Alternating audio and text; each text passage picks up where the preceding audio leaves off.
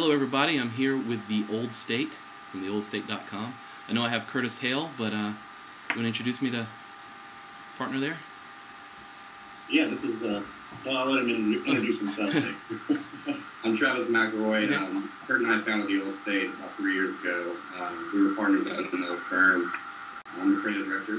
He's the art director. Okay, awesome.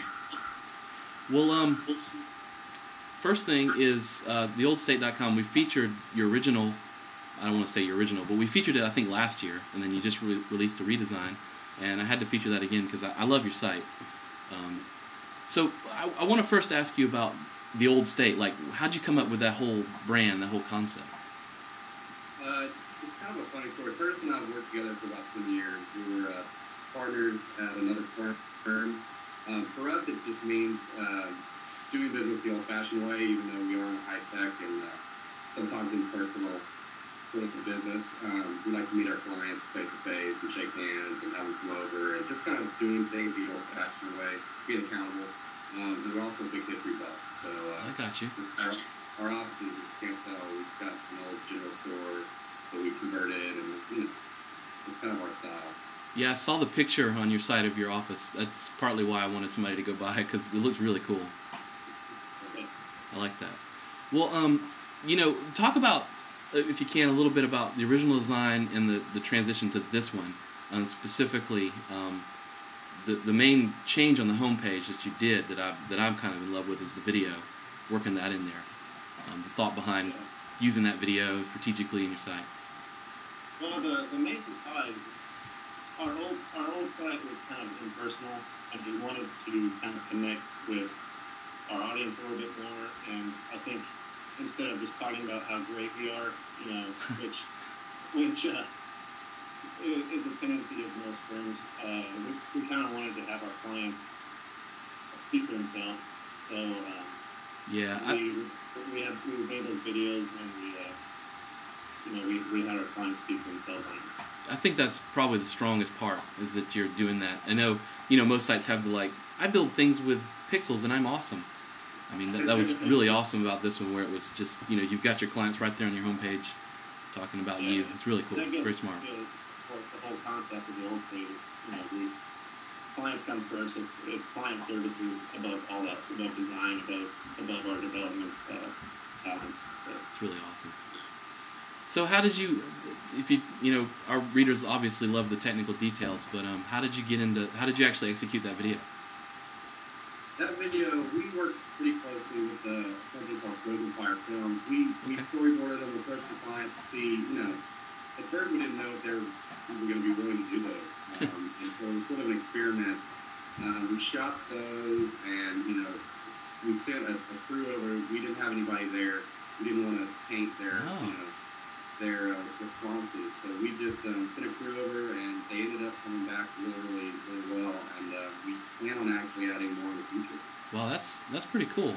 Yeah, I didn't get that you guys weren't there. That's really clever. There's other aspects to your site. Clearly there's some JavaScript going on, and who's the JavaScript wizard? We've got a few over here. Okay.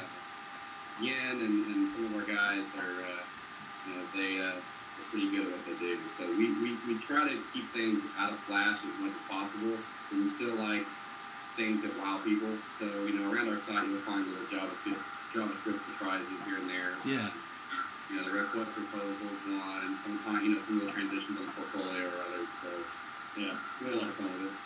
I think most people, the wow factor is over for them for, just the intro Flash movies. So I think little surprises in the user interface is where we're headed with things. That's cool. Yeah, like the little pull up at the bottom. I like that. And how, if you mind me asking, the request for proposal thing on the top there, how successful has that been for you? Have you gotten some people using that? Just curious. Yeah, we've actually had a few. Lately, this is always a pretty hot time of the year for us. People, at the beginning of the year, January 1, they get their new budgets, and they're all... They wake up. They spend too much money during Christmas, and they want to focus on business. So, I don't know if it's time of year or it's a new site, but we have had a lot of people submit those. Okay. Some are fake things, some of the people are just testing it out, but we do have a lot of people using it so far. That's cool. I've always, you never actually get to, you see that type of thing on some sites with the scrolling thing from the top and it's a form or whatever. You never actually get to talk to anybody to find out if they're working, and that's really cool to get that info. The other thing that I really liked about your site was the portfolio and the how when you start looking at it, it's got that scroll to infinity sort of thing going on. Just talk about your thought behind utilizing that. Well, we originally had standard paging on it, but we didn't really think that was appropriate for we don't like for people to have to click over to another page. So we've seen a few sites with that on it, so we just decided to utilize that and have the info scroll. Yeah, I think for me, it was, if you notice on our site, we don't use a lot of loaders. We're really trying to optimize it and kind of get away from the whole loading type of thing. And for us, we do like visually heavy graphics. I think they're editorial type looking graphics, and larger images are powerful, but you run into lagging issues and stuff like that. So the infinite scroller allowed us to load a bunch of information on the page, but unless we're viewing it, it doesn't preload it on the page. So it's a nice little feature. I got you. Yeah, I thought that was clever. I'd seen it on was that 37 Signals Haystack or whatever they're calling it now, and it was like the first time I saw it, like using that sense, and I was like, man, some people need to be using that. We saw it on Cabbage. I don't know. Okay. They're out of it. You want to check on Cool. it. Well, yeah. I think there's a lesson to be learned here from you guys. Is not necessarily transparency, but the ability for people to just contact you. Like on the bottom of your contact form, something that I really thought was cool, and I might actually steal that, by the way. Just kidding. Is that you got your pictures right there and how to get in touch with these specific, members of your team, just right there below the contact form.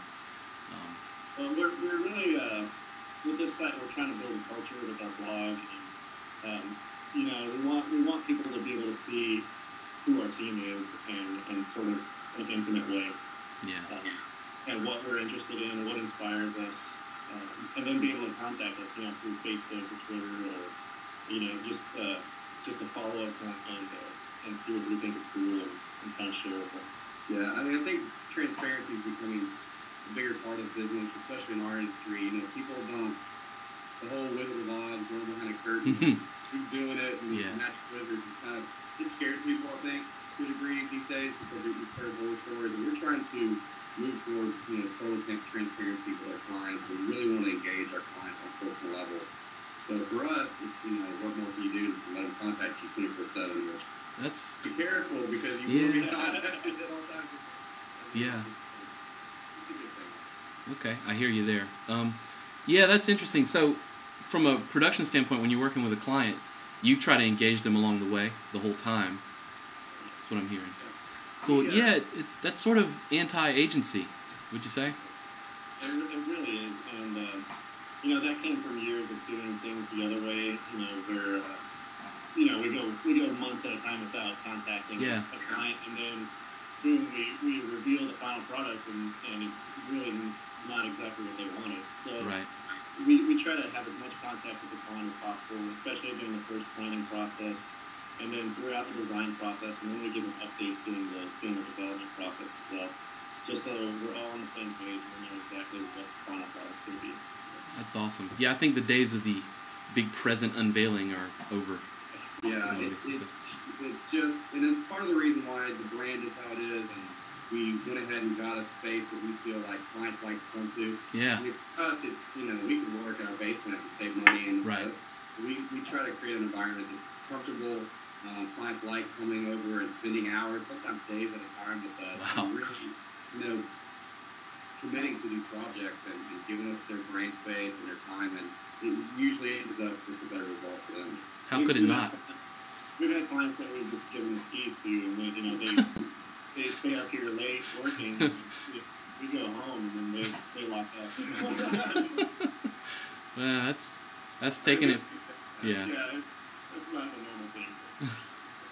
Well, is there anything you guys want to talk about before we go here? We try to keep them short because we have short attention spans here at Unmet Style. I know you're doing a great job. We love your stuff. Well, thank you. The site, and keep it up. Thank you. Our site, we are launching an e-commerce store pretty soon, so Okay. You might want to check back for that. It's kind of an Etsy style, collaboration of just merchandise that we like. So. Right. Well, awesome. Definitely, when you do, let us know. We'll take a look at it and see if we can get you back on to talk through it and everything. That'd be awesome. You guys have been great. Thank you so much. Thank you. Thank you.